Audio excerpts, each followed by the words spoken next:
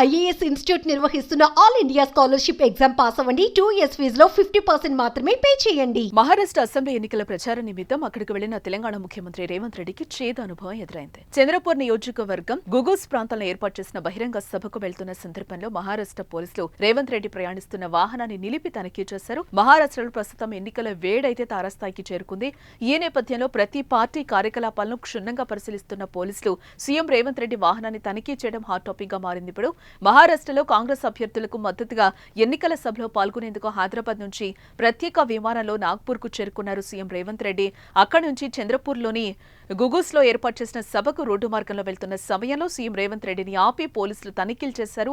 పోలీసుల తనిఖీ జరుగుతున్నంతసేపు సీఎం రేవంత్ రెడ్డి వాహనంలోని కూర్చున్నారు. పోలీసులకు పూర్తిగా సహకరించారు సీఎం.